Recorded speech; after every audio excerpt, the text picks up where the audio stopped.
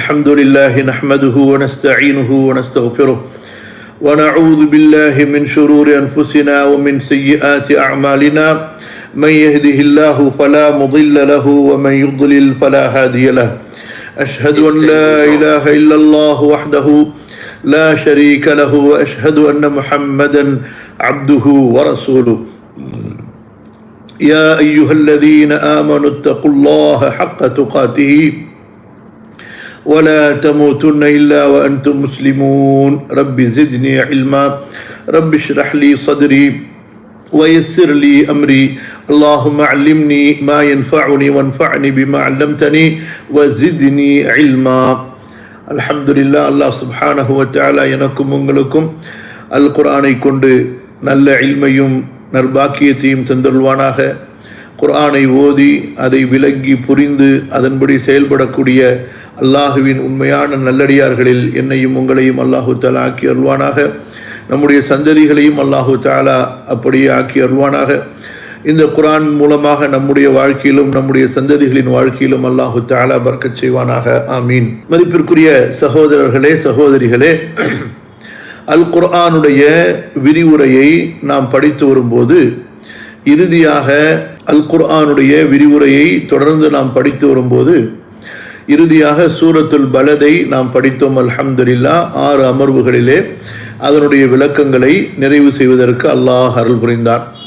பிறகு அந்த சூறாவை பற்றிய கருத்துக்களை, அந்த சூறாவை பற்றிய முக்கியமான செய்திகளை தனி அமர்விலே நாம் பார்த்து வருகின்றோம். சென்ற அமர்விலே இந்த சூறாவில் அல்லாஹ் சுப்ஹானஹு வ தஆலா சொல்லி இருக்கக்கூடிய முக்கியமான அடிப்படை கருத்துகள் என்ன, எந்தெந்த தலைப்புகளில் இந்த சூரா நமக்கு முக்கியமான செய்திகளை சொல்ல வருகிறது என்பதை சென்ற அமர்விலே, நேற்றைய அமர்விலே நாம் பார்த்தோம். அல்ஹம்துலில்லாஹ். இன்று சகோதரர்களே சகோதரிகளே, இந்த சூறாவின் மூலமாக நாம் கற்றுக்கொள்ள வேண்டிய பாடங்கள், படிப்பினைகளை இன்ஷா அல்லாஹ் பார்க்க இருக்கிறோம். கவனிங்க. முதலாவதாக இந்த சூறாவிலிருந்து நாம் கற்றுக்கொள்ள வேண்டிய படிப்பினைகள் பாடங்களிலே முதலாவதாக ஆகுமது மக்கா, மக்கா நகரத்தினுடைய மகத்துவம். கவனிங்க, மக்கா நகரத்தினுடைய மகத்துவம். இந்த மக்கா பலதுல்லாஹ், அல்லாஹுடைய ஊர். இதிலே பைத்துல்லாஹ், அல்லாஹுடைய வீடு இருக்கிறது. அல்லாஹ் சுப்ஹானஹு வ தஆலா ஒன்றை அதிகமாக நேசிப்பானேயானால், அல்லாஹு தஆலா ஒன்றை அதிகமாக நேசிப்பானேயானால் அந்த ஒன்றுக்கு அல்லாஹு தஆலா பல பெயர்களை வைப்பான். பல பெயர்களை கொண்டு அல்லாஹு தஆலா கண்ணியப்படுத்தி அழைப்பான்.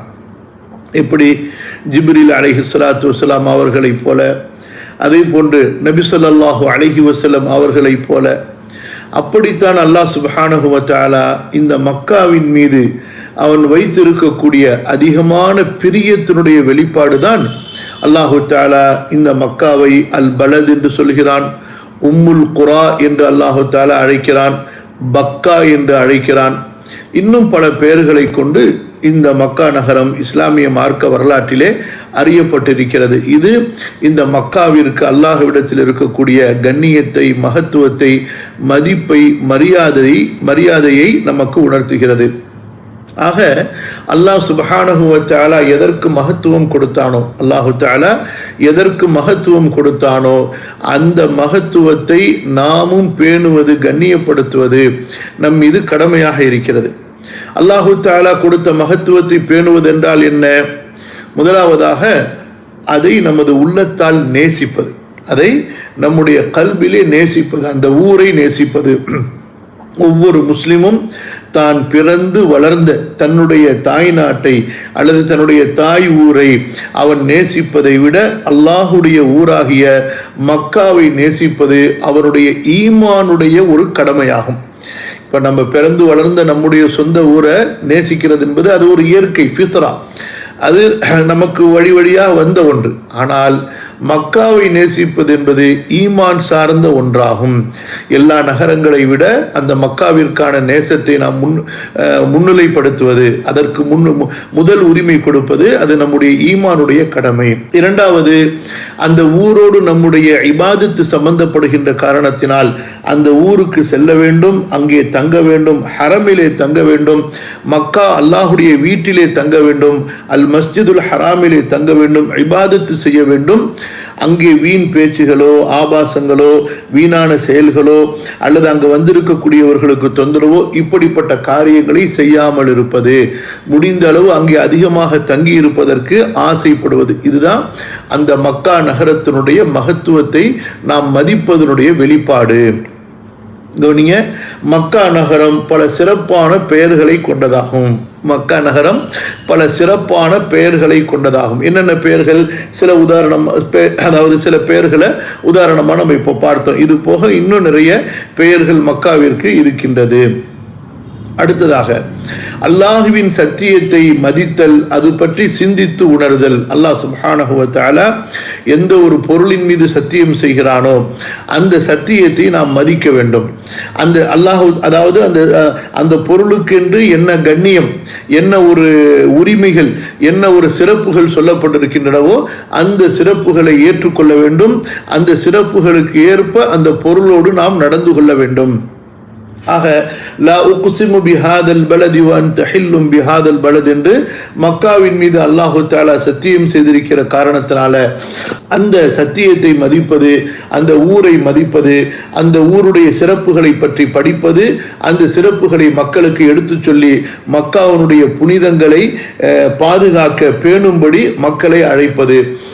அந்த மக்கால பாவம் செய்யாமல் இருக்கணும், வரக்கூடிய ஹாஜிகளுக்கு தொந்தரவு கொடுக்காம இருக்கணும், அவங்கள அச்சுறுத்தாமல் இருக்கணும், ஹரமுக்குள்ளார ஆயுதங்களை எடுத்துட்டு போகக்கூடாது, அங்க வரக்கூடிய அங்க தங்கி இருக்கக்கூடிய ஹாஜிகளுக்கு அல்லாஹ்வுடைய விருந்தினர்களுக்கு எந்த விதமான இடையூறும் செய்யக்கூடாது, நம்மால் முடிந்தால் அவர்களுக்கு எவ்வளவு முடியுமோ பணிவிடைகள் செய்யணும். இதெல்லாம் அல்லாஹு தஆலா அந்த மக்காவின் மீது சத்தியம் செய்ததை நாம் மதிப்பதாக ஆகும். அடுத்ததா நான்காவது படிப்பினை, நபி ஸல்லல்லாஹு அலைஹி வஸல்லம் அவர்கள் பல விசேஷமான சிறப்புகள் கொடுக்கப்பட்டிருக்கிறார்கள். மற்ற நபிமார்களை விட விசேஷமா ரசூலுல்லாஹி ஸல்லல்லாஹு அலைஹி வஸல்லம் அவர்களுக்கு பல சிறப்புகள் கொடுக்கப்பட்டிருக்கின்றன. அதில் ஒன்று என்ன? இந்த இஸ்லாமை நிலைநிறுத்துவதற்காக, அல்லாஹுடைய இந்த தீனை பலப்படுத்துவதற்காக, மக்கா நகரத்திலே அல்லாஹுடைய கலிமா லா இலாஹ இல்லல்லாஹுவை ஓங்க வைப்பதற்காக, தௌஹீதுக்காக கட்டப்பட்ட அந்த பள்ளிவாசலிலே சிலை வணக்கங்களை உருவாக்கிவிட்ட அந்த காஃபிர்களை அங்கிருந்து வெளியேற்றுவதற்காக, முஷ்ரிக்குகளை அங்கிருந்து துடை தெரிவதற்காக, மக்காவிலே வைக்கப்பட்ட சிலைகளை எல்லாம் உடை தெரிவதற்காக, காபாவை அந்த சிலைகளிலிருந்து பரிசுத்தப்படுத்துவதற்காக அல்லாஹ் சுப்ஹானஹு வ தஆலா நபி ஸல்லல்லாஹு அலைஹி வஸல்லம் அவர்களுக்கு விசேஷமாக மக்காவை ஒரு குறிப்பிட்ட நேரம் ஆகுமானதாக ஆக்கிவிட்டான். அங்கே நீங்கள் உங்களுடைய எதிரிகளை கொல்லலாம், அங்கே நீங்கள் யுத்தம் செய்யலாம். யார் ஈமானை இஸ்லாமை எதிர்ப்பதற்காக, முஸ்லிம்களை அவர்களுடைய ஊரிலிருந்து துரத்துவதற்காக சதி செய்தார்களோ அத்தகைய காஃபிர்களை விட்டு, அத்தகைய முஷ்ரிக்குகளை விட்டு அந்த புனித மக்காவை சுத்தப்படுத்துவதற்காக நீங்கள் யுத்தம் செய்யலாம் என்று அல்லாஹுடைய தூதர் ஸல்லல்லாஹு அலைஹி வஸல்லம் அவர்களுக்கு விசேஷமாக அனுமதி கொடுக்கப்பட்டது. இது நபி ஸல்லல்லாஹு அலைஹி வஸல்லம் அவர்களுடைய விசேஷமான தனி சிறப்புகளில் ஒன்றாகும். அடுத்து ஐந்தாவதாக, அல்லாஹ் சுப்ஹானஹு வ தஆலா புனிதமாக்கிய புனிதங்களை மதிப்பதும் பேணி நடப்பதும் இறை நம்பிக்கையும் மார்க்க கடமையும் ஆகும். அதாவது இன்றைக்கு தங்களை தௌஹீத்வாதிகள் என்று சொல்லக்கூடிய இந்த வறண்ட உள்ளம் உள்ளவர்கள் இருக்கிறார்கள் அல்லவா, பேருக்கு நாங்கள் தௌஹீது குர்ஆன் ஹதீஸ் அப்படியே பின்பற்றுவோம், வஹீல அப்படியே நாங்கள் போய்கிட்டே இருப்போம், வஹீதா மார்க்கம், இப்படியெல்லாம் பயங்கரமாக பில்டப் கொடுத்து எக்ஸ்ட்ரா ஃபிட்டிங் கொடுத்து பேசுவாங்க. அல்லாஹ் பாதுகாக்கணும். இத்தகைய இவர்களுடைய பேச்சுக்கும் இவர்களுடைய செயல்களுக்கும் ஏதாவது தொடர்பு இருக்குமா? தாங்கள் பேசக்கூடிய அந்த பேச்சுக்கு ஏற்ப உண்மையிலேயே வஹீயை மார்க்கத்தை மதித்து நடக்கக்கூடியவர்களா, தௌஹீதை பேணக்கூடியவர்களா என்றால், அதாவது அந்த பேணுதலுக்கும் அவர்களுக்கும் மலைக்கும் மடுவுக்கும் உள்ள, வானத்துக்கும் பூமிக்கும் உள்ள வித்தியாசம், வேறுபாடு, இடைவெளி இருக்கும். அல்லாஹு தஆலா நம்மை அது போன்ற நிலையிலிருந்து பாதுகாப்பானாக. அல்லாஹு தஆலாவுடைய மார்க்கத்தை புரிந்து சரியாக சொல்வதற்கும் பரப்புவதற்கும் அதன்படி நாம் வாழ்வதற்கும் பின்பற்றுவதற்கும் அல்லாஹு தஆலா எனக்கும் உங்களுக்கும் அருள் புரிவானாக. ஆமீன். சரி, என்ன செய்திக்காக வேண்டி இந்த விஷயத்தை நாம் அழுத்தமா சொல்றோம் என்றால், அதாவது தௌஹீத், லா இலாஹ இல்லல்லாஹ், அல்லாஹுவை நம்பிக்கை கொள்வது என்பது இது சில அன்புகளை கொண்டும் நேசங்களை கொண்டும் சில மதிப்பு மரியாதைகளை பேணுவதை கொண்டும் பின்னி பிணைந்தது, இணைந்தது. ஈமான் என்பது அன்பு நேசம் மதிப்பு மரியாதைகளை கொண்டு பின்னி பிணைந்தது. அதே போன்று வெறுப்பு பகைமை அதை கொண்டு பின்னி பிணைந்தது. எப்படி? அல்லாஹ் யாரை நேசிக்கிறானோ அல்லாஹுடைய நேசத்தை கொண்டு நாம் அவர்களை நேசிக்க வேண்டும். அல்லாஹு தஆலா யார் மீது அன்பு வைத்திருக்கிறானோ, எதன் மீது அன்பு வைத்திருக்கிறானோ அல்லாஹுடைய அந்த அன்பை கொண்டு அல்லாஹ் அன்பு வைத்ததை மீது நாமும் அன்பு வைக்க வேண்டும். அதன் மீது ஈடுபாடு உள்ளவர்களாக, அதன் மீது நேசம் உள்ளவர்களாக இருக்க வேண்டும், நட்புள்ளவர்களாக இருக்க வேண்டும். அதே பொழுது அல்லாஹ் யாரை பகைத்து கொண்டானோ, யார் அல்லாஹுவை பகைத்து கொண்டார்களோ அந்த அல்லாஹுடைய பகையை கொண்டு அல்லாஹ் பகைத்தவர்களை நாமும் பகைப்பது, அல்லாஹ் வெறுத்தவர்களை நாமும் வெறுப்பது. இது நம்முடைய ஈமானிய ஒரு அம்சம், ஈமானிய கடமை. அப்ப இந்த கல்புல முஹப்பத்தும் இருக்கணும், அதே நேரத்தில் புகுத் அதாவத் பகைமையும் இருக்கணும். முஹப்பத் யாருக்கு இருக்கணும்? அல்லாஹ்விற்கும் அல்லாஹ் நேசித்தவர்களுக்கும் அல்லாஹ்வுடைய நேசத்திற்குரிய பொருட்களுக்கும் மனிதர்களுக்கும் இருக்க வேண்டும். பகைமை யார் மீது இருக்க வேண்டும்? அல்லாஹ் யாரை வெறுக்கிறானோ, யாரை கோபிக்கிறானோ அவர்கள் மீது இருக்க வேண்டும். அந்த அடிப்படையில் அல்லாஹ் சுப்ஹானஹு வ தஆலா மலக்குகளை நேசிக்கிறான், அல்லாஹு தஆலா ரசூல்மார்கள் நபிமார்களை நேசிக்கிறான், அல்லாஹு தஆலா சாலிஹீன் நல்லவர்களை சித்தீக்குகளை ஷுஹதாக்களை நேசிக்கிறான், மார்க்கத்தை பின்பற்றக்கூடிய உண்மையான மூமின்களை அல்லாஹ் நேசிக்கிறான். ஆகவே நம்முடைய கல்பிலே இவர்களுக்கான நேசம் அன்பு இருக்க வேண்டும். அதே போல எந்தெந்த பொருட்களை எல்லாம் அல்லாஹ் நேசிக்கிறானோ அந்த பொருட்களின் மீது நமக்கு அன்பு நேசம் இருக்க வேண்டும். அந்த அடிப்படையில் மக்கா என்பது அல்லாஹ் சுப்ஹானஹு வ தஆலா நேசிக்கக்கூடிய, அல்லாஹ் பிரியப்படக்கூடிய ஒரு ஊர். அந்த ஊரின் மீது நாம் அதாவது பெரிய முஹப்பத்து வைக்கணும், அதனுடைய புனிதங்களை நாம் பாதுகாக்க வேண்டும். அந்த மக்கால இருக்கும் பொழுது அங்கே செடி கொடிகளை நம்ம வெட்டக்கூடாது, புடுங்கக்கூடாது, அங்கு உள்ள வேட்டைகளை நாம் வேட்டையாடக்கூடாது.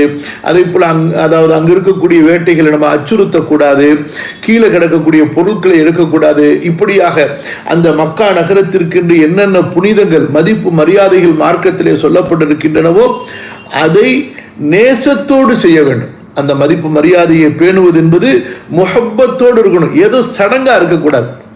இன்றைக்கு நம்முடைய பிரச்சனை என்ன அப்படின்னு சொன்னா, அதாவது நம்முடைய மார்க்கத்தை நல்லா கவனிங்க, நம்முடைய தீனை நம்முடைய கல்போடு நாம் முடித்து போடவில்லை. நம்முடைய தீனை மார்க்கத்தை நம்முடைய கல்போடு நாம் கொண்டு போய் சேர்க்கவில்லை. புரியுதா? அது ரொம்ப பெரிய பிரச்சனை, மக்களுக்கு புரியல. இந்த முதல்ல ஈமான் இருக்குது, அல்லாஹ் என்ன சொல்றான்? கல்புல முதல்ல ஈமான் வரணும். நயவஞ்சகம் எங்க இருக்கும்? ஃபீ குலூபிஹிம் மரதுன் ஃபஸாதஹுமுல்லாஹு மரதா, அவர்களது உள்ளங்களிலே நோய் இருக்கிறது, அந்த நோயை அல்லாஹ் அதிகப்படுத்தி விட்டான் என்று சொல்றான். அதே போல ஈமானை பற்றி சொல்லும்போது வலம்மா யதுகுலில் ஈமானு ஃபீ குலூபிக்கும், உங்களது உள்ளங்களிலே ஈமான் நுழையவில்லை என்று அல்லாஹ் சொல்றான். அப்ப கல்பு ரொம்ப முக்கியம். புரியுதுங்களா? ஃபைன்னஹா லா தஅமல் அப்சார் வலாக்கின் தஅமல் குலூபுல் லத்தி ஃபிஸ் சுதூர், அவர்களுக்கு அதாவது அந்த காஃபிர்களுக்கு கண்கள் குருடு கிடையாது, கல்பிலே இருக்கக்கூடிய நெஞ்சிலே இருக்கக்கூடிய கல்புகள் தான் அவர்களுக்கு குருடாக இருக்கின்றன என்று அல்லாஹு தஆலா சொல்கிறான். ஆக இந்த அதாவது நம்முடைய ஈமானை, இஸ்லாமை, நம்முடைய அந்த மார்க்கத்தை எங்கே கொண்டு முதல்ல சேர்க்க வேண்டும்? கல்புல கொண்டு சேர்க்கணும். கல்புல கொண்டு அந்த மார்க்கத்தை இறக்க வேண்டும். இன்று வெளியில நம்ம முஸ்லிமா இருக்கிறோம், கல்பால் முஸ்லிமாக மூமினாக ஆகிவிட்டோமா என்றால் சுப்ஹானல்லாஹ், அப்படி நாம் ஆகியிருப்போமே ஆனால், நம்முடைய கல்பால் மூமினாக முஸ்லிமாக நாம் ஆகியிருப்போமே ஆனால் மிகப்பெரிய மாற்றங்களை நாம் பார்த்திருக்கலாம் நம்முடைய வாழ்க்கையிலே. அல்லாஹுவின் மீது உண்டான அன்பு, அல்லாஹ்வின் மீது உண்டான பாசம், நபியின் மீது உண்டான அன்பு பாசம், அந்த சஹாபாக்கள் மீது உண்டான பாச அன்பு என்பது நம்முடைய செயல்களிலே வெளிப்பட்டிருக்கும், நம்முடைய கண்களின் அழுகையால் வெளிப்பட்டிருக்கும், நம்முடைய பண்பான பேணுதலான வார்த்தைகளால் வெளிப்பட்டிருக்கும், உள்ளச்சம் நிறைந்த தொழுகையால் தான தர்மங்களால் நமக்கு வெளிப்பட்டிருக்கும். ஆனால் அந்த கல்புல கொண்டு வந்து நம்ம மார்க்கத்தை சேர்க்காததுனால நம்முடைய அமல்கள் எல்லாம் ரொம்ப, அதாவது ஒரு நோயாளி எப்படி இருப்பான், ஒரு அதாவது கடுமையான நோயில இன்னும் சில நாள்ல தான் மௌத்தாகி விடுவோம் என்று மரணத்தை எண்ணிக்கொண்டிருக்கக்கூடிய ஒரு பேஷண்ட் நோயாளி எப்படி இருப்பானோ அந்த நிலையில தான் நம்முடைய மார்க்கம் இப்போது ஒட்டி கொண்டிருக்கிறது. அதுக்கு என்ன காரணம்? நம்முடைய வெளி செயல்களோடு மார்க்கத்தை இணைத்திருக்கிறோம், ஆனால் நம்முடைய கல்போடு மார்க்கத்தை இணைக்கவில்லை. புரியுதா? அல்லாஹ் நம்மை பாதுகாப்பானாக, அல்லாஹ் நமக்கு அருள் புரிவானாக. ஆக அல்லாஹ் புனிதமாக்கிய புனிதங்களை மதிப்பதும் பேணி நடப்பதும் இறை நம்பிக்கையும் மார்க்க கடமையுமாகும். அப்ப இது ஈமானோடு சம்பந்தப்பட்டது. எது? அல்லாஹுடைய இந்த புனிதங்களை பேணுவது, அவற்றை நேசிப்பது, அவற்றோடு அதற்கு ஏற்ப மரியாதையோடு நடந்து கொள்வது என்பது அவ்வளவு ஒரு ஈமானிய அம்சமாகும். ஒரு சின்ன உதாரணம் சொல்றேன் பாருங்க. சூரத்துல் ஹுஜராத் ஏன் இறக்கப்பட்டது? ரசூலுல்லாஹ் ஸல்லல்லாஹு அலைஹி வஸல்லம் அவங்க யாரு? அல்லாஹ்வுடைய ரசூல், ரசூலுல்லாஹ், நபியுல்லாஹ், அல்லாஹ்வுடைய நபி, கலீலுல்லாஹ், அல்லாஹ்வுடைய நேசர். நமக்கும் அதாவது வானத்துக்கு நமக்கும் இடையில வானத்தின் செய்திகளை நமக்கு கொடுக்கக்கூடிய, நம்ம வானத்தின் செய்திகளை நமக்கு எடுத்து சொல்லக்கூடிய அல்லாஹ்வுடைய தூதர். அந்த தூதருக்கென்று மரியாதை இருக்கு. புரியுதுங்களா? அந்த தூதருக்கென்று ஒரு பெரிய மகத்தான கண்ணியம் இருக்கு. لا ترفعوا أصواتكم فوق صوت النبي ولا تجهروا له بالقول كجهر بعضكم لبعض عسى أن تحبط أعمالكم وأنتم لا تشعرون. நபிக்கு முன்னாடி சத்தமா பேசுறது, அவர்களின் குரலை விட நமது குரல் உயர்ந்திருப்பது, இது குஃப்ர், இறை நிராகரிப்பிலே கொண்டு போய் சேர்த்து விடும் என்று அல்லாஹ் சொல்கிறான். நம்முடைய அமல்களை நாசமாக்கி விடும் என்று அல்லாஹ் சொல்கிறான். அதே போல மற்றவர்களை கூப்பிடுவது போல, மற்றவர்களிடத்தில் சத்தமா பேசுறது போல நபியிடத்தில் பேச முடியாது. மற்றவர்களை பெயர் சொல்லி அழைப்பதை போல நபியை நம்ம பெயர் சொல்லி அழைக்க முடியாது. யா ரசூல் அல்லாஹ், யா நபி அல்லாஹ், யா ஹலீல் அல்லாஹ், அந்த மாதிரி தான் அழைக்க முடியும். இப்படிப்பட்ட மரியாதைகள் அல்லாஹ்வுடைய தூதருக்கு இருக்கிறது. இதையெல்லாம் பேணணும். புரியுதுங்களா? அப்ப அந்த மாதிரி தான் குர்ஆனுக்கு மரியாதை இருக்கிறது, ஹதீஸுக்கு மரியாதை இருக்கிறது, மார்க்கத்திலே சொல்லப்பட்டிருக்கக்கூடிய இபாதத்துகளுக்கு மரியாதை இருக்கிறது, மஸ்ஜிதுகளுக்கு என்று மரியாதை இருக்கிறது, காபாவுக்கு என்று மரியாதை இருக்கிறது, அல் மஸ்ஜிதுல் ஹராம், அது போன்று பலதுல்லா அல்லாஹ்வுடைய ஊர் மக்காவுக்கு மரியாதை இருக்கிறது. இந்த மரியாதைகளை நாம் பேணும் போதுதான் சுப்ஹானல்லாஹ் அந்த ஈமானுடைய அந்த ருசியை, அந்த ஹக்கீகத், ஈமானுடைய ஹக்கீகத், யதார்த்த உண்மை நிலையை, அந்த ஹலாவத், அந்த அந்த ஈமானுடைய அந்த சுவையை நாம் உணர முடியும். புரியுதா? இப்ப நம்முடைய ஈமான் எப்படி இருக்கு? வாசமற்ற ஒரு பூவை போல, சுவையற்ற ஒரு உணவை போல நம்முடைய ஈமானை நம்முடைய உள்ளத்துல வச்சுக்கிட்டு கிடக்கிறோம். புரியுதா? அதாவது ஈமான் இருக்கு, அது ஒரு இப்படி, அதாவது எரியாத விளக்க போல, விளக்கு தான், ஆனா அது எரிக்கலை, இன்னும் அது அப்படியே இருக்குது. அதில் வந்து எண்ணெய் இருக்குது, திரி இருக்குது, எல்லாம் இருக்குது. எப்போ அது வெளிச்சத்தை கொடுக்கும்? அது பற்ற வைக்கணும், அதில் நெருப்பு வரணும், அப்போதான் அது வெளிச்சத்தை கொடுக்கும். அந்த மாதிரி தான் நம்முடைய கல்புல ஈமான நம்ம ஒன்று உள்ளத்தில் கொண்டு போய் முடிச்சு போடலை, அப்படியே கொண்டு போயிருந்தாலும் அப்படி இருக்குது, சடமாக இருக்குது. அதில் இன்னும் ரூஹு வந்துச்சா?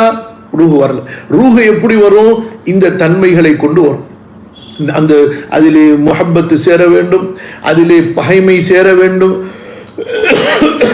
அதிலே தக்வா இறையச்சம் சேர வேண்டும், அதிலே நன்மைகளின் மீது ஈடுபாடு ஏற்பட வேண்டும், ஆர்வம், இதெல்லாம் வர வர வர வர அந்த கல்புல உள்ள அந்த ஈமான்ல வெளிச்சம், அந்த வெளிச்சம், அந்த பவர் இருக்குல்ல, அது கூடிக்கிட்டே போகும்.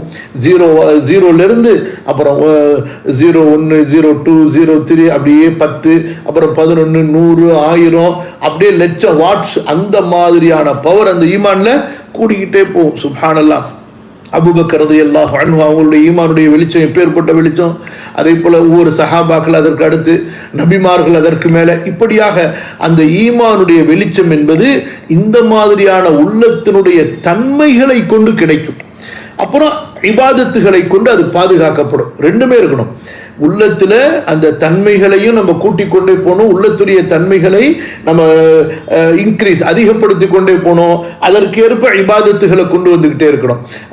வெளிப்படையான இபாதத்துகள், உள்ரங்கமான சிஃபாத்துகள், இந்த ரெண்டையும் சேர்த்து கொண்டு போக சுப்ஹானல்லாஹ் அந்த ஈமான் ரொம்ப பெரிய வெளிச்சமாயிடும். அல்லாஹ்விடத்துல சூரியனை விட வெளிச்சமிக்கதாக ஆகிடும். அதனாலதான் ஈமான்ல உயர்ந்த மக்கள் நாளை மறுமையில சொர்க்கத்துக்கு போகும்பொழுது அவர்கள் எப்படி இருப்பார்கள்? அவர்கள் 14ஆம் இரவனுடைய சந்திரனை போல முகம் பிரகாசித்தவர்களாக இருப்பார்கள். அல்லாஹு தஆலா சொல்கிறான், யௌம தபியது வுஜூஹுன் வ தஸ்வது வுஜூஹ். உள்ளங்களால் பிரகாசம் பெற்றவர்கள் இருக்கிறார்கள் அல்லவா இந்த உலகத்துல, அவர்கள் நாளை மறுமையில் அவர்களுடைய முகங்கள் பிரகாசமாகிவிடும். அதே போல தஅரிஃபு ஃபீ வுஜூஹிஹிம் நத்ரத்தன் நஈம் வுஜூஹு யௌமைதின் முஸ்பிரத்துன் ضاحிகத்துன் முஸ்தபிஷிரா. அப்ப இந்த கல்புல இருக்கக்கூடிய அந்த ஈமான் அல்லாஹ் குர்ஆன்ல சொல்றான்ல, அதாவது யௌம தரல் முஃமினீன வல் முஃமினாத்தி யஸ்ஆ நூருஹும் பைன ஐதீஹிம் வ பிஐமானிஹிம். நபியே, நீங்கள் மறுமையிலே மூமின்கள் அந்த பாலத்தை கடக்கும் பொழுது, அங்கே செல்லும் பொழுது நீங்கள் மூமினான ஆண்களை மூமினான பெண்களை பார்ப்பீர்கள். யஸ்ஆ நூருஹும் பைன ஐதீஹிம் வ பிஐமானிஹிம். அவர்களுக்கு முன்னால் அவர்களது வலப்பக்கங்களிலிருந்து அவர்களுடைய ஒளி பிரகாசம் அவர்களை முந்தி சென்று கொண்டே இருக்கும், அவர்களோடு விரைந்து கொண்டே இருக்கும். ஆக அந்த கல்புல தான் அது எல்லாமே இருக்குது. அந்த கல்புல எல்லாமே இருக்குது, புரியுதா? அதனாலதான் அல்லாஹ் சுப்ஹானஹு வ தஆலா இந்த கல்பை குறித்து அவ்வளவு குர்ஆன் வசனத்துல சொல்றான். நபி ஸல்லல்லாஹு அலைஹி வஸல்லம் அவங்களும் திரும்ப சொல்லிக்கிட்டே இருக்கிறாங்க. நபி ஸல்லல்லாஹு அலைஹி வஸல்லம் அனுப்பப்பட்ட தாவாவுடைய மிக முக்கியமான 2வது பணியே என்ன? வயுஸக்கீஹிம். அவர்களது உள்ளங்களை அவர் பரிசுத்தப்படுத்துவார். அவர்களது உள்ளங்களை அவர் பரிசுத்தப்படுத்துவார். கல்பை தஸ்கியத்துல் குலூப், உள்ளத்தை பரிசுத்தப்படுத்தணும். அந்த உள்ளத்துடைய பரிசுத்தம் என்பதுதான் இந்த தன்மைகளை கொண்டு வரும். அது சும்மா வந்துடாது. அதற்கு தான் என்ன தேவை? அல்லாஹு தஆலா, அல்லாஹுவை மதிப்பது, அல்லாஹுவை நேசிப்பது, அதே போல அல்லாஹ் புனிதமாக்கியதை மதிப்பது, நேசிப்பது. அதாவது முஹப்பத் இருக்கணும். நம்ம ஏற்கனவே சொன்ன மாதிரி அல்லாஹும் அல்லாஹ்வுடைய ரசூலும் யார் மீது முஹப்பத் வைத்தார்களோ அவர்கள் மீது, அந்த வஸ்துக்கள் மீது, அதே போல வெறுப்பு பகைமை ஒதுங்கி இருத்தல் வேண்டும். யாரை அல்லாஹ் ரசூலும் வெறுத்தார்களோ, ஒதுக்கினார்களோ, பகைத்தார்களோ அவர்கள் மீது. 5வது படிப்புனை என்ன? அல்லாஹ் புனிதமாக்கிய புனிதங்களை மதிப்பதும் பேணி நடப்பதும் இறை நம்பிக்கையும் மார்க்க கடமையும் ஆகும். அடுத்தது 6வது படிப்பினை, 6வது பாடம். தந்தை மிகவும் மதிக்கத்தக்கவரும் மரியாதைக்குரியவரும் ஆவார். தந்தைகளின் உரிமைகளை, கடமைகளை நிறைவேற்றுவது மார்க்கத்தில் மிக சிறப்பான காரியமாகும். தாய்க்கு அவங்களுக்கு ஒரு அந்தஸ்து இருக்குது. அவர்களோட மென்மையாக நடப்பது, அவர்களுக்கு பணிவிடை செய்வது, இந்த விஷயத்துல தாய்க்கு ஒரு முன்னுரிமை இருக்கு. அதே நேரத்தில் மதிக்கிறது, ரெஸ்பெக்ட், புரியுதுங்களா? அதாவது ரொம்ப கண்ணியமா அவர்கிட்ட பேசுறது, நடத்துறது, இதுல தந்தைக்கு ஒரு பெரிய ஒரு முன்னுரிமை இருக்கிறது, ஒரு தகுதி இருக்கிறது. அல்லாஹு தஆலா தந்தையின் மீது இங்கே சத்தியம் செய்கிறான், வவாலிதின் வமா வலத. அப்ப மார்க்கத்துல தந்தைக்குள்ள அந்தஸ்து இருக்கிறதே, அது ரொம்ப பெரிய ஒரு அந்தஸ்து. சரியா? முந்தைய காலங்கள்லையும் அதே போல சமீப காலங்களில் பொதுவாக, ஆனால் சில நேரங்களில் சில நிலைகளில் அல்லாஹு தஆலா மன்னிக்கணும், அல்லாஹ் நிலைமைகளை சீர்திருத்தம் செய்வானாக. இந்த அரேபியர்களிடத்துல தந்தையை மதிக்கிறது ரொம்ப அதிகங்க. தந்தையை மதிக்கிறது ரொம்ப அதிகம். அந்த ஒரு பண்பாடு நம்ம, அதாவது அஜமி சமுதாயத்தை ரொம்ப குறைவு இருப்பாங்க, ரொம்ப குறைவு. அப்படியே இருந்தாலும் ஒரு லிமிட் தான், ஒரு கொஞ்சம் அளவு தான் இருப்பாங்க. அதுவும் மதிக்கிறவங்களும் ஒரு அளவுக்கு தான் மதிப்பாங்க. ஆனால் அரேபிய சமூகத்தில் அப்படி கிடையாது. தந்தைக்கு அவ்வளவு பெரிய மதிப்பு மரியாதை அரேபிய சமுதாயத்தில். சரிங்களா? நாம இந்த குஃபார்களோட பழகி காஃபிர்களோட பழகி அந்த கலாச்சாரம் நமக்கு வந்துருச்சு. ஆனால் சில நேரத்தில் பார்த்தா காஃபிர்களில் கூட சில நல்லவங்க இருக்கிறாங்க, தந்தை பெற்றோரை மதிக்கக்கூடியவங்க. முஸ்லீம்கள்ல மோசமானவங்களும் இருக்கிறாங்க. ஏன்னா அது ஒரு இயற்கையாக அல்லாஹ் படைத்த அந்த தூய அறிவின்படி யாருக்கு அந்த நேர்வழி காட்டப்படுகிறதோ அவர்கள் ஏதோ அந்த குணத்தில் அல்லாஹ்வால் பாதுகாக்கப்பட்டுறாங்க. சரி, விஷயம் என்னன்னு சொன்னா, நம்முடைய பெற்றோர்கள்ல தாய் என்பவள் நாம் பாசம் கொள்வதற்கும் நேசிப்பதற்கும் பணிவிடை செய்வதற்கும் ரொம்ப தகுதியானவங்க. தந்தை என்பவர் நம்ம மதிப்பதற்கும் ரொம்ப கண்ணியமாக நடத்துவதற்கும் ரொம்ப தகுதி உள்ளவர்கள். அல்லாஹ் சுப்ஹானஹு வ தஆலா தந்தையின் மீது இங்கே சத்தியம் செய்வதிலிருந்து அந்த ஒரு செய்தியை நாம் இங்கே புரிந்து கொள்கிறோம். வாலிதின் வமா வலத. அப்ப தந்தையின் மீது அல்லாஹ் சுப்ஹானஹு வ தஆலா சத்தியம் செய்து தந்தைக்கு உண்டான மரியாதையை, தந்தைக்குண்டான அந்த அதாவது மதிப்பை அல்லாஹு தஆலா இங்கே நமக்கு உணர்த்துகிறான். நீங்க என்ன செய்யுங்க, வீட்டு பாடத்துல தந்தையை பற்றி வந்திருக்கக்கூடிய ஹதீஸுகள் எவ்வளவு தொகுக்க முடியுமோ அந்த ஹதீஸுகள் எல்லாம் தொகுங்க, தேடி எடுங்க. புகாரில, முஸ்லிம்ல, மற்ற ஹதீஸ் நூல்களில் தந்தைக்கு சொல்லப்பட்டிருக்கக்கூடிய சிறப்புகள், அந்த மாதிரி ஹதீஸுகளை தேர்ந்தெடுத்து எழுதி அனுப்புங்க. யாரெல்லாம் உங்களுடைய தந்தை இடத்துல நீங்க இதுவரைக்கும் அந்த மரியாதையை பேணலையோ, தந்தையை சந்திச்சு அவங்களிடத்துல மன்னிப்பு கேளுங்க. இனிமே அவங்களிடத்துல அன்பான முறையில் மரியாதையாக நடந்து கொள்ள, அவங்களுடைய பேச்சை மீறாம நடக்கிறதுக்கு நீங்க அவங்களுக்கு வாக்கு கொடுத்து அதே போல பேடுங்க. யார் தன்னுடைய தந்தையை இழந்து விட்டார்களோ, அந்த தந்தை இறந்து விட்டார்களோ, அவங்களுடைய வாழ்க்கையில் அவங்கள மதிக்காம இருந்தீங்களோ, இப்ப நீங்க என்ன செய்யுங்க, உங்களுடைய தந்தைக்காக வேண்டி நீங்க இஸ்திக்ஃபார் செய்யுங்க. உங்களுடைய செயலுக்காக இஸ்திக்ஃபார் செய்யுங்க, இறந்து போன உங்களுடைய தந்தைக்காக இஸ்திக்ஃபார் செய்யுங்க. அவர் சார்பாக முடிஞ்ச அளவு தான தர்மங்கள் செய்து, அது எந்த விதமான தான தர்மமா இருக்கட்டும், ஏழைகளுக்கு உணவாக இருக்கட்டும், அல்லது வேற ஏதாவது நிரந்தரமான புண்ணியமா இருக்கட்டும் செய்து, அந்த அல்லாஹ் என்னுடைய தந்தையின் சார்பா நான் இதை செய்யறேன், இதனால என்னுடைய தந்தையுடைய பாவங்களை மன்னிப்பாயாக என்று நீங்க அவர்களுக்காக வேண்டி சதகா ஜாரியா செய்தோ தர்மங்கள் செய்தோ துஆ செய்யுங்க. அல்லாஹு தஆலா அவங்களோட நீங்க நடந்து கொண்ட அந்த தவறான நடைமுறைகளை மன்னிக்க போதுமானவன். கவனிங்க. அப்ப 6வது படிப்பினை பாடம் என்னவென்றால், தந்தை என்பவர் மிகவும் மதிக்கத்தக்கவரும் மரியாதைக்குரியவரும் ஆவார். தந்தைகளின் உரிமைகளை, கடமைகளை நிறைவேற்றுவது மார்க்கத்தில் மிக சிறப்பான ஒரு காரியமாகும். அடுத்தது அல்லாஹ் சுப்ஹானஹு வ தஆலா 7வது படிப்பினை. அல்லாஹ் சுப்ஹானஹு வ தஆலா ஒரு பெரும் ஞானத்தின் அடிப்படையில் மனிதனையும் அவனுடைய நிலைமைகளையும் படைத்திருக்கிறான். அல்லாஹு தஆலாவுடைய எந்த ஒரு செயலுமே திட்டமிடுதலும் ஞானமும் இல்லாமல் இருக்காது. எல்லாம் ஒரு ஹிக்மத்தின் அடிப்படையில். ஃபகதர்னா ஃபநிஅமல் காதிரூன். திட்டமிட்டோம், அனுமானித்தோம், முறைப்படுத்தினோம், ஏற்பாடு செய்தோம். முறைப்படுத்தக்கூடியவர்களில், திட்டமிடக்கூடியவர்களில் நாம் மிக சிறந்தவர்கள். அதே போல அலைஸல்லாஹு பி அஹ்கமில் ஹாக்கிமீன், அலைஸல்லாஹு பி அஹ்கமில் ஹாக்கிமீன். ஞானவான்களுக்கெல்லாம் மிகப்பெரிய ஞானவானாக, தீர்ப்பளிப்பவர்களுக்கெல்லாம் மிகப்பெரிய தீர்ப்பாளனாக அல்லாஹு தஆலா இல்லையா என்று அல்லாஹ் கேட்கிறான். கண்டிப்பா அல்லாஹ் தான் மிகப்பெரிய ஞானவான், மிகப்பெரிய தீர்ப்பாளன், மிகப்பெரிய நீதவான். அதனால அல்லாஹ் சுப்ஹானஹு வ தஆலா எதை செய்தாலும், எதை திட்டமிட்டாலும் அல்லாஹு தஆலா அதிலே அவனுக்கு மிகப்பெரிய ஒரு நுட்பமான அறிவு, ஞானம், தத்துவம் இருக்கும். அந்த அடிப்படையில் தான் அல்லாஹ் சுப்ஹானஹு வ தஆலா மனிதனுடைய படைப்பு, உடல் அமைப்பாக இருக்கட்டும், அதே போல அந்த மனிதனுக்கு இந்த உலகத்தில் அல்லாஹ் செய்து வைத்திருக்கக்கூடிய ஏற்பாடுகளாக இருக்கட்டும், அதே போல மனிதனில் ஏற்படக்கூடிய மாற்றங்கள், அந்த மாற்றங்கள், அந்த நிலைமைகளுடைய ஏற்றத்தாழ்வுகள் மாற்றங்களாக இருக்கட்டும், எல்லாமே அல்லாஹ் சுப்ஹானஹு வ தஆலா மிக நுட்பமான, நுணுக்கமான, அழகான ஒரு திட்டத்தின்படி அமைத்திருக்கிறான். குழந்தை பெக்கணுமா, மனுஷனுக்கு இத்தனை மாசம் தாயுடைய வயிற்றில் இருக்கணும். அதே போல அவன் குழந்தையா இருக்கும் பொழுது அவனுக்கு என்னென்ன நிலைமைகள் இருக்கும், அதற்கு பிறகு அவன் சிறுபிராயத்தில், அதற்கு பிறகு அவன் சிறுவனா இருக்கும் பொழுது, அதற்கு பிறகு அவன் வாலிபனாகும் பொழுது, பிறகு முதிர்ச்சி, வாலிபத்திலே முதிர்ச்சி அடையும் போது, பிறகு வயோதிகத்தின் ஆரம்பத்திலே, பிறகு வயோதிகத்தின் நடுவிலே, பிறகு வயோதிகத்தின் இறுதியிலே, இப்படி அல்லாஹ் சுப்ஹானஹு வ தஆலா மனிதனுக்கு என்னென்ன நிலைமைகளின் மாற்றங்களை வைத்திருக்கிறானோ எல்லாமே ஒரு பெரிய அழகான ஒரு திட்டத்தின்படி, ஒரு சிறப்பான ஒரு இயக்கத்தின்படி தான் அல்லாஹு தஆலா இவற்றை அமைத்திருக்கிறான். சரிங்களா? அல்லாஹு தஆலா ஒரு பெரும் ஞானத்தின் அடிப்படையில் மனிதனையும் அவனது நிலைமைகளையும் படைத்திருக்கின்றான். இதெல்லாம் எந்தெந்த வசனத்திலிருந்து நம்ம எடுக்கிறோங்கிறதையும் புரியணும். லகத் ஹலகனல் இன்சான ஃபீ கபத். சரி, இப்ப கவனிங்க. அல்லாஹ் நாடி இருந்தால், 8வது படிப்பினை, அல்லாஹ் நாடி இருந்தால் இந்த வாழ்க்கையை சிரமம் இல்லாமல், துன்பம் இல்லாமல் ஆக்கி இருக்கலாம். இப்ப அல்லாஹ் சுப்ஹானஹு வ தஆலா நாடி இருந்தா ஒரு தாய் குழந்தை பெற்றெடுப்பது எந்த சிரமமும் இல்லாம அல்லாஹ் செஞ்சிருக்கலாம். புரியுதா? அல்லாஹு தஆலா அதே போல அந்த குழந்தைக்கு எவ்வளவு சிரமம், தாயுடைய வயிற்றிலிருந்து வெளியே வர்ற குழந்தைக்கும் சிரமம் இருக்குது. அப்புறம் அது வளர்ந்து வரும் பொழுது அதுக்கும் சிரமம் இருக்குது.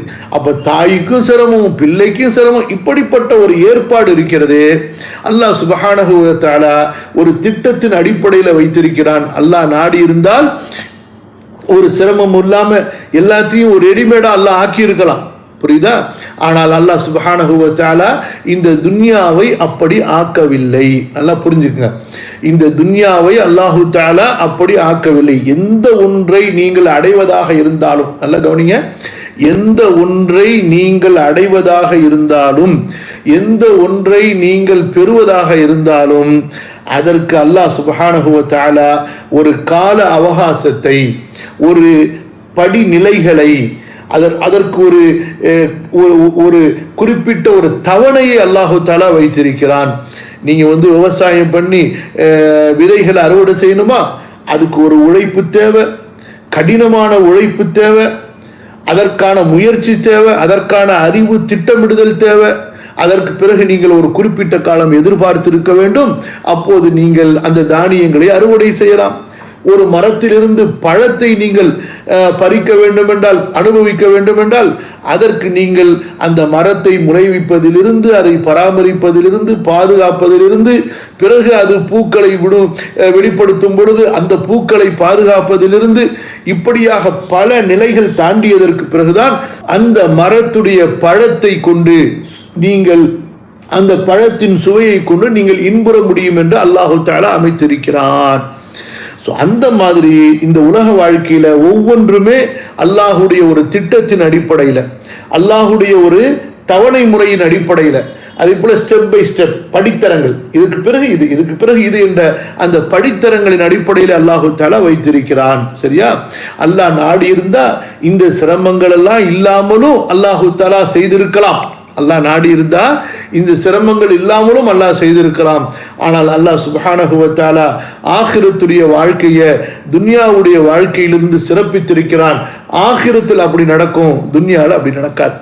உங்களுடைய ஆகிரத்துடைய வாழ்க்கை இருக்குது, அதுதான் நினைத்த மாத்திரத்தில் உடனே நடக்கக்கூடியது. இந்த துன்யா என்பது அப்படி கிடையாது. இங்கே சிரமம்தான், கஷ்டம்தான், பிரச்சனை தான், சிக்கல் தான். அதெல்லாம் தாண்டினாதான் உங்களுக்கு பிடித்ததில், உங்களுக்கு பிரியமானதில், நீங்கள் எதிர்பார்க்கக்கூடியதில், நீங்கள் ஆசை வைக்கக்கூடியதில் கொஞ்சத்தை நீங்கள் அனுபவிக்கலாம். அதுவும் கொஞ்சம் தான், முழுசா கிடையாது, அளவோட தான். அளவுக்கு மீறி அனுபவிக்க முடியாது. இப்போ பழம், நீங்க ஒரு மாமரத்தை விதைய போட்டு நட்டு பெருசாக்கி அந்த மாமரத்துல பழமா காய்க்குது. எப்பா என் மரத்துல பழச்ச காய் பழம் எல்லா பழத்தையும் நான் தான் சாப்பிடுவேன்னு சொல்லி அந்த பழத்தெல்லாம் அறுத்து உட்காந்து ஒரே நாள் அந்த பழத்தெல்லாம் சாப்பிடணும்னு ஆசைப்பட்டா கடைசியில் ஸ்ட்ரக்சர்ல வச்சு கோமால ஆஸ்பத்திரியில் கொண்டு போய் ஐசியூல தான் வைக்கிறோம். இப்படிதாங்க இந்த துன்யா. எல்லாமே ஒரு லிமிட், ஒரு அளவு தான். அதுக்கு மேல இந்த துன்யால நீங்க எதையுமே அனுபவிக்கவே முடியாது, புரியுதா? அந்த அனுபவிப்பதற்கும் ஒரு கால அவகாசம், ஒரு இடைவெளி இருக்கும்.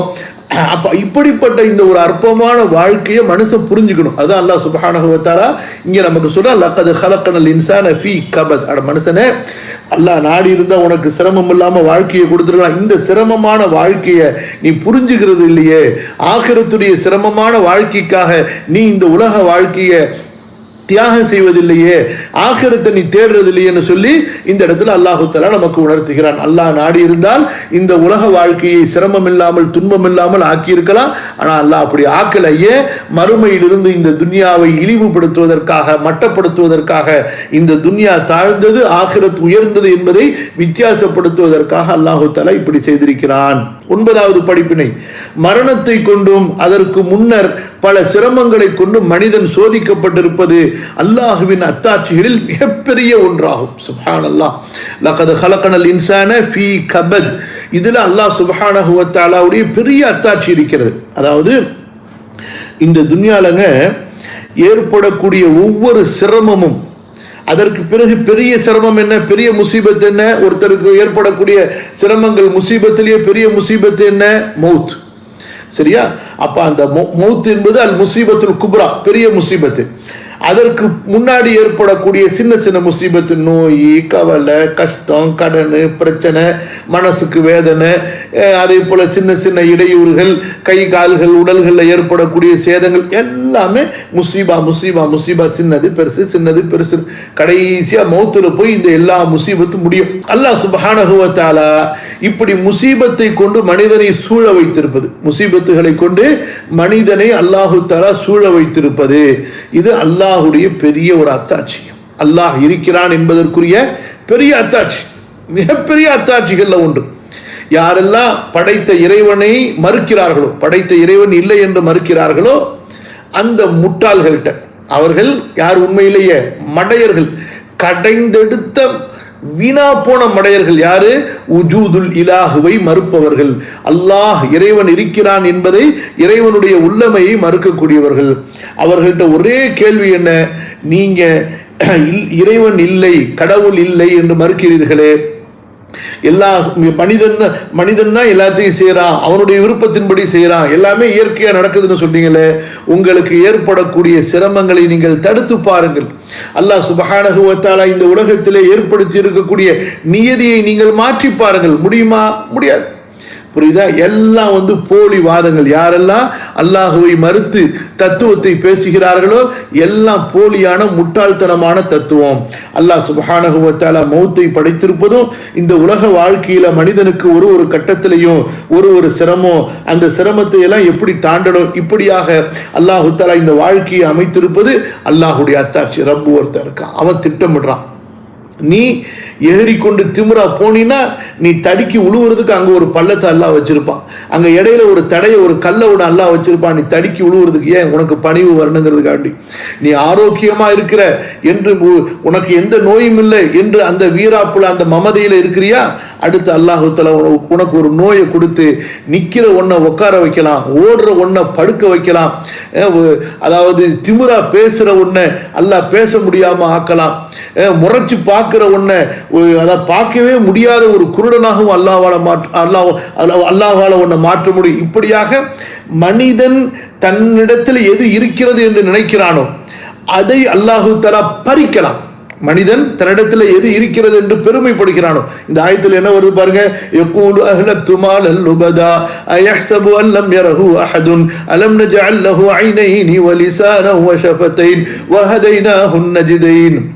அப்ப மனிதன் எதை கொண்டு பெருமைப்படுகிறானோ, எதை கொண்டு ஆணவப்படுகிறானோ, எதை கொண்டு அவன் தலைகணம் உள்ளவனாக மாறுகிறானோ, எதை கொண்டு மக்களின் மீது வெறும் புகழ்ச்சி செய்து கொள்கிறானோ தன்னை, அல்லாஹ் சுப்ஹானஹு வ தஆலா அதை அவனிடமிருந்து பறிக்கலாம். அல்லாஹ் நாடினால் ஒரு அரசனிடமிருந்து அவனுடைய ஆட்சியை பறிக்கலாம், ஒரு அதிகாரியிடமிருந்து அவனுடைய அதிகாரத்தை பறிக்கலாம், ஒரு மந்திரியிடமிருந்து அவனுடைய பதவியை அல்லாஹ் பறிக்கலாம், செல்வந்தனிடமிருந்து அவனுடைய செல்வத்தை அல்லாஹ் பறிக்கலாம், ஆரோக்கியமான திடகாத்திரமான வலிமை உள்ள ஒரு மனிதனிடமிருந்து அவனுடைய ஆரோக்கியத்தை, சுகத்தை, அவனுடைய உடல் வலிமையை அல்லாஹ் பறிக்க முடியும். எல்லாம் நடக்கும், நடந்துகிட்டே இருக்குது. புரியுதுங்களா?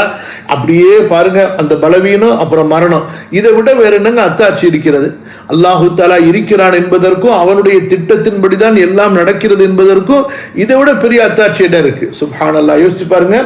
ஆக 9வது படிப்பினை என்னவென்றால், மரணத்தை கொண்டும் அதற்கு முன்னர் உள்ள பல சிரமங்களை கொண்டும் மனிதன் சோதிக்கப்பட்டிருப்பது அல்லாஹுவின் அத்தாட்சிகளில் மிகப்பெரிய ஒன்றாகும். அடுத்து 10வது, மனிதன் என்னதான் அறிவாளியாக திறமைசாலியாக இருந்தாலும், செல்வந்தனாக அரசனாக இருந்தாலும், அல்லாஹுவின் ஏற்பாடுகளை மாற்றவோ அதிலிருந்து தப்பிக்கவோ அதை தடுக்கவோ அவனிடம் எவ்வித சக்தியும் இல்லை. புரியுதா? மனிதன் என்னதான் அறிவாளியாக ஆனாலும், உதாரணத்துக்கு ஒரு பெரிய மருத்துவராக ஒருத்தர் ஆயிட்டார், பெரிய மருத்துவர், நிபுணத்துவம் வாய்ந்த மருத்துவர், உதாரணத்துக்கு ஒரு கேன்சர் மருத்துவர் ஆயிட்டார். அந்த கேன்சர் மருத்துவர் தனக்கு கேன்சர் வராம பாதுகாத்துக்க முடியுமா? முடியாது. ஒரு ஹார்ட் சர்ஜன், அதாவது உள்ளத்தை நெஞ்ச பிளந்து அந்த இருதயத்தை ஆபரேஷன் பண்ணக்கூடிய ஒரு மருத்துவர் தனக்கு இருதய நோய் வராம அவரால் பாதுகாத்துக்க முடியுமா? முடியாது. மனிதனுடைய அறிவு திறமை என்பது அது ஒரு பயன்பாட்டுக்கே தவிர அல்லாஹுடைய விதியை, நியதியை, அல்லாஹுடைய ஏற்பாட்டை, அல்லாஹ் அவனுக்கு நாடக்கூடிய நிலையை தடுப்பதற்கோ மாற்றுவதற்கோ முடியாதுங்க. நீங்க அறிவாளியா இருந்துக்குங்க, அதை கொண்டு ஒரு லிமிட்டட் ஒரு பயன்பாடு, அவ்வளவுதான். அல்லாஹுடைய ஏற்பாடை தடுக்க முடியுமா? அல்லாஹுடைய நியதியை மாற்ற முடியுமா? அல்லாஹுடைய விதியை நீங்க மாற்றி வேற ஒன்றை செஞ்சிட முடியுமா? முடியாது. உங்களுக்குன்னு இவ்வளவுதான். புரியுதுங்களா? மனிதன் என்னதான் அறிவாளியாக திறமைசாலியாக இருந்தாலும், செல்வந்தனாக இருந்தாலும், அரசனாக இருந்தாலும், அல்லாஹுவின் ஏற்பாடுகளை மாற்றவோ அதிலிருந்து தப்பிக்கவோ அதை தடுக்கவோ அவரிடம் எந்த விதமான சக்தியும் அறவே இல்லை. புரியுதா? அப்ப இந்த பலவீனத்தை மனிதர்களாகிய நாம் உணர வேண்டும். இது ஒரு முஃமினாகப்பட்டவன் இதை கண்டிப்பா உணரணும். காஃபிரை பொறுத்த வரைக்கும் காஃபிர். புரியுதா? அல்லாஹுவை நம்பாதவன், அல்லாஹுக்கு இணை வைக்காதவன், இணை வைப்பவர்கள் அல்லாஹ்வை அறியாதவர்கள். புரியுதா? ஜாஹில். அஃபகைர அல்லாஹி தஅமுரூனி அஅ்புது அய்யுஹல் ஜாஹிலூன். சூரா ஜுமர் படிச்சு பாருங்க. அட முட்டாள்களே, அல்லாஹ் அல்லாத ஒருவனையா நான் வணங்க வேண்டும் என்று எனக்கு நீங்கள் கட்டளை கொடுக்கிறீர்கள். அப்ப அல்லாஹுவை தவிர மற்றவர்களை வணங்கக்கூடிய இணை வைப்பவர்கள் யாரு? முட்டாள், ஜாஹில். அவனிடத்துல பெரிய டிகிரி, டாக்டர், பிஹெச்டி, எம்டி, அப்புறம் இன்னும் என்னென்ன டிகிரியை வச்சிருந்தாலும் சரி, அல்லாஹ் படைத்த இறைவன் ஆண்டவன் ஒருவன், அந்த ஏக ரட்சகன் ஒருவனை தவிர படைக்கப்பட்ட படைப்புகளை வணங்கக்கூடியவர்கள் ஜாஹில்கள். புரியுதா? அப்ப இந்த இடத்துல குறிப்பா மூமின்களாகிய நாம் இதை சிந்திக்க வேண்டும். மனிதன் என்னதான் அறிவாளியாக திறமைசாலியாக இருந்தாலும், செல்வந்தனாக அரசனாக இருந்தாலும், அல்லாஹுவின் ஏற்பாடுகளை மாற்றவோ அதிலிருந்து தப்பிக்கவோ அதை தடுக்கவோ அவனிடம் எந்த விதமான சக்தியும் இல்லை. சரியா? இது 10 வரைக்கும் போதும். இன்ஷா அல்லாஹ் அடுத்து நம்ம நாளைக்கு பார்ப்போம். இன்ஷா அல்லாஹ். அல்லாஹும்ம யஸ்ஸிர் லா ஹவ்ல வலா குவத்த இல்லா பில்லாஹில் அலியில் அஸீம். ஒரு 5 நிமிஷம் அல்லது 10 நிமிஷமா சுருக்கமா ஏதாவது கேள்விகள் இருந்தால் கேளுங்க. இன்ஷா அல்லாஹ் சேர்த்துக்கலாம். யா அல்லாஹ் என்னுடைய தந்தையுடைய பாவங்களை மன்னிப்பாயாகன்னு சொல்லி அவங்களுக்காக துஆ செய்யறது. இஸ்திக்ஃபார் வந்து அஸ்தக்ஃபிர் தனியா ஓத தேவையில்லை. இல்லம்மா, இஸ்திக்ஃபார் என்பது அஸ்தக்ஃபிருல்லாஹ்னு நீங்க உங்களுக்கு ஓதுறது. அது போக தந்தைக்காக நீங்க துஆ கேட்கணும். யா அல்லாஹ் என்னுடைய தந்தையுடைய பாவங்களை மன்னிப்பாயாகன்னு சொல்லி. அந்த மாதிரி எத்தனை தடவை அல்லாஹ் இஸ்திக்ஃபார் ஓத தேவையில்லையா? துஆ செய்யணும். அதான் துஆ செய்யறது இருக்குது. அல்லாஹ் மக்ஃபிர்லி அபி, அதுவும் இஸ்திக்ஃபார் தான். அல்லாஹ் அந்த வாசகம் வந்து இப்படி இருக்கணும். அல்லாஹ் மக்ஃபிர்லி அபி, யா அல்லாஹ் என்னுடைய தந்தையின் பாவங்களை மன்னிப்பாயாகன்னு சொல்லி இந்த வாசகமா இருக்கணும். முடிந்த அளவு அவர்களை விட்டு தூரமா இருக்கணும். அவர்களுடைய சுக துக்கங்கள்ல கலந்து கொள்வதை விட்டு தூரமா இருக்கணும். அவர்களுடைய வீடுகளுக்கு சென்று நீண்ட நேரம் அவர்களோட உட்கார்ந்து கூடி குழஞ்சி பேசுறது, உறவாடுறது, அதிலிருந்து நம்ம தூரமா இருக்கணும். அவர்களை நம்ம சந்திச்சாலும் அந்த சந்திப்பினுடைய அளவு ஒரு லிமிட், ஒரு அளவோடு இருக்கணும். அது மார்க்கத்தை எடுத்து சொல்றதுக்கும் நம் மீது அவர்களுக்காக கடமையான சில கடமைகளை செய்வதற்காக மட்டும்தான் இருக்கணும். மற்றபடி மனமாற அவர்களை நேசிப்பது, அவர்களோட உறவாடுவது, அவர்களுடைய சுக துக்கங்களில் ஒரு மூமினுடைய சுக துக்கங்கள்ல பங்கெடுப்பதை போல பங்கெடுப்பதிலிருந்து நம்ம தவிர்த்து இருக்கணும். அவர்களுக்கு ஏதாவது மனிதாபிமான உதவி தேவைன்னு சொன்னா, கடமை இருக்குன்னா அதை மட்டும் நம்ம செய்யலாம். அந்த அளவுக்கு தான் அவர்களோட நம்ம நெருக்கம் காட்டணுமே தவிர, ஒரு உண்மையான தக்வா உள்ள ஒரு மூமினோடு நாம் ஒன்றி கலந்துறவாடி நேசம் பாராட்டுவதை போன்று அவர்களோட நம்ம நேசம் பாராட்ட முடியாது. ஹசுனத் முஸ்தகர்ரம் முக்காமா, அதுவா? அது என்னன்னா, இப்போ சொர்க்கம் இருக்குதே, அது வந்து ரொம்ப பெரிய இடம். சரியா? அந்த மொத்த சொர்க்கத்துல நீங்க தங்கி இருப்பீங்க. அது வந்து நிரந்தரமான தங்குதல். அது போக சொர்க்கத்துல நீங்க சுற்றுலா போவீங்க. அங்கே நதிகள் இருக்கும், உங்களுக்கு வந்து அங்கே கூடாரங்கள் இருக்கும், மரங்கள் இருக்கும். அதே போல் வந்து ஒரே ஆளுக்கு பல பில்டிங் இருக்கும். புரியுதா? எப்படி இந்த ஊரில் பணக்காரங்களுக்கு ஒரு ஊரில் பில்டிங் வச்சுருக்குறாங்க, ஒரு ஊரில் போய் கொஞ்சம் கொஞ்சமாக தங்குறாங்க, அப்புறம் அவங்க சொந்த ஊருக்கு வராங்க. அந்த மாதிரி நீங்கள் அங்கே போய் கொஞ்ச நேரத்துக்கு எங்கே தங்கினாலும் அதுவும் ரொம்ப அழகாக இருக்கும். அந்த சொர்க்கத்திலமா, அதாவது நீங்க ரெஸ்ட் எடுக்கிறதுக்கு நீங்க உதாரணத்துக்கு போறீங்க, அப்படியே போயிட்டே இருக்கிறீங்க. இப்ப நம்ம நூஹ் அலைஹிஸ்ஸலாத்தை பார்க்கணும்னு போறோம், போய்கிட்டே இருக்கிறோம். அவங்க எங்க இருக்காங்க, அங்க போற வழியில அங்கேயும் உங்களுக்கு சொர்க்கம் இருக்கும், தோட்டம் இருக்கும், துறவு இருக்கும், மாளிகை இருக்கும். கொஞ்ச நேரம் தங்கிட்டு போகணும்னு விரும்புனீங்கன்னா அந்த கொஞ்ச நேரம் தங்குதல் அந்த இடமும் உங்களுக்கு ரொம்ப அழகா இருக்கும். அந்த சொர்க்கத்துல நீங்க நிரந்தரமா தங்குறதும் உங்களுக்கு சிறப்பு. அங்க நீங்க ஒரு இடத்துல தற்காலிகமா தங்குறதும் உங்களுக்கு ரொம்ப சிறப்பு அழகா தான் இருக்கும். இப்ப நம்ம சொர்க்கத்துல வந்து எல்லா நபிமார்கள் அவங்களுடைய சமுதாய மக்கள் எல்லாரையும் நம்ம பார்க்கலாம். கண்டிப்பா பார்ப்போம் இன்ஷா அல்லாஹ். சொர்க்கவாசிகள் தங்களுக்குள்ளாரே சந்தித்துக் கொள்வார்கள். ஹதீஸ்ல வருதுல. சரி, இப்ப பாடம் நடத்துறனே, பாடம் புரியுதா முதல்ல உங்களுக்கு? அது வேகமா கட கட கட கடன்னு பேசிட்டு போயிடுறாங்க.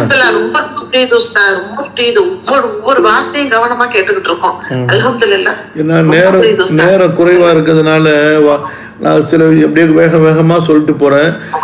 ஆமா, புரியல கஷ்டமா இருக்குன்னா கொஞ்சம் ஸ்லோவா சொல்லலாம், அதுக்காண்டி கேட்கிறேன்.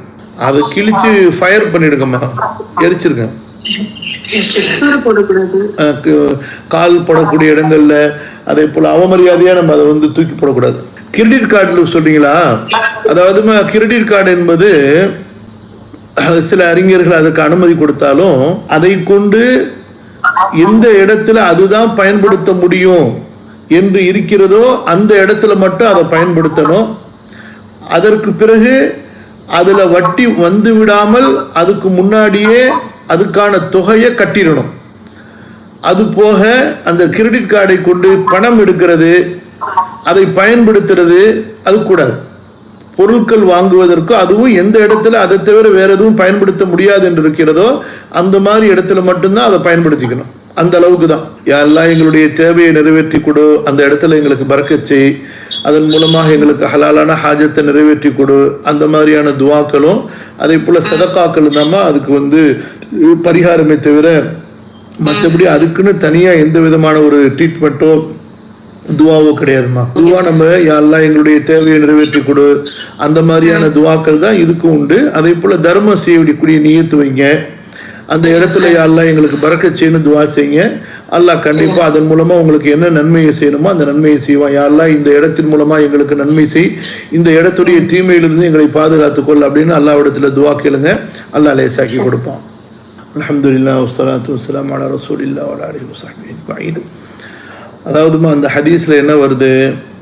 ஹுமுல் லதீன லா யஸ்தர்கூன வலா யததய்யரூன வ யதவக்கலூன அலல்லாஹ். அதாவது பிறரிடத்துல போய் எனக்கு ஓதி பாருங்கள், ருக்கியா செய்யுங்கள் என்று சொல்ல மாட்டார்கள். சரியா? அதே போல அவர்கள் துர்க்குறி காண மாட்டார்கள், அல்லாஹுவின் மீது நம்பிக்கை வைத்திருப்பார்கள். சரி, ஒரு அறிவிப்புல வர்றது அந்த அறிவிப்பு வந்து சரியில்லைன்னு சொல்லிட்டாங்க. அதாவது ஓதி பார்க்க மாட்டார்கள் வர அறிவிப்பு வந்து சரி கிடையாது, ஓதி பார்க்க சொல்ல மாட்டார்கள் என்றுதான் வருது. சரியா? சொல்ல மாட்டேன், எனக்கு பிறரிடத்துல போய் ஓதி பார்க்க தேட மாட்டார்கள் வருது. இப்ப இந்த ஹதீஸ்ல என்ன சொல்லப்படுகிறது? அதுக்கு பின்னாடி வரக்கூடிய வார்த்தை வயத்தவக்கலூன அலல்லான்னு வருது. அதாவது என்னன்னு சொன்னா, இப்ப நமக்கு ஒரு கஷ்டம் அல்லது ஒரு சிரமமா இருக்கு, அல்லாஹ்வுடைய நல்லடியார்கள்ல அதாவது வெளிப்படையா நம்ம தெரிஞ்ச வரைக்கும் ஒருத்தரை பார்க்கும் பொழுது எனக்காக துவா செய்யுங்கன்னு சொல்றோம். இதுவும் ஓதி பார்க்கறது தான், இதுவும் ஒரு துவா கேட்கறது தான். இஸ்திர்கான்னு சொன்னா என்ன அர்த்தம்னா துவா கேட்க சொல்றது, புரியுதுங்களா? அல்லாஹ்வுடைய வசனங்களை சொல்லி நம்ம துவா கேட்க சொல்றது. அப்ப என்ன, நபி ஸல்லல்லாஹு அலைஹி வஸல்லம் அவங்களே இப்படி செஞ்சிருக்கிறாங்களே, ரசூல் ஸல்லல்லாஹு அலைஹி வஸல்லம் அவங்களுக்காக ஆயிஷா ரலியல்லாஹு அன்ஹா ஓதி விட்டுருக்காங்க. அப்ப என்ன இந்த ரெண்டு ஹதீஸுக்கும் இடையில உள்ள விளக்கம் என்னன்னு சொன்னா, அவர்கள் பிறரிடத்துல ஓதி பார்க்க சொல்லும் பொழுது அல்லது பிறர் அவர்களுக்காக ஓதி பார்க்கும் பொழுது அல்லாஹுவை கொண்டுதான் எனக்கு ஷிஃபா ஏற்படுகிறது என்று நம்புவாங்களே தவிர அந்த ஓதி பார்க்கக்கூடிய மனிதர் மூலமா எனக்கு ஷிஃபா கிடைக்குதுன்னு அவரின் மீது அவர் சார்ந்து இருக்க மாட்டாங்க. அதனாலதான் வயத்தவக்கலூன அலல்லாஹ், அல்லாஹுவை அவர்கள் சார்ந்து இருப்பார்கள்.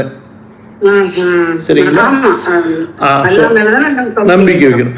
அப்ப அந்த அடிப்படையில நாம் பிறருக்கு ஓதி விடுறதோ அல்லது நமக்கு ஏதாவது சிரமமாக இருக்கும் பொழுதோ அல்லது நமக்கு ஏதாவது சில மன ரீதியான உடல் ரீதியான பிரச்சனை இருக்கும் பொழுதோ ஒருத்தரை ஓதி விட சொல்றது இருக்குது, அது தவக்குலுக்கு முரண்பாடா இல்லாத வரைக்கும் அல்ஹம்துலில்லாஹ் அது வந்து உங்களுடைய ஈமானை எந்த வகையிலுமே பாதிக்காது. தவக்குல் அல்லாஹ் மேல இருக்கணும், அல்லாஹ் மேல இருக்கணும், அல்லாஹ் மேல இருக்கணும், யக்கீன் மேல இருக்கணும். அல்லாஹ்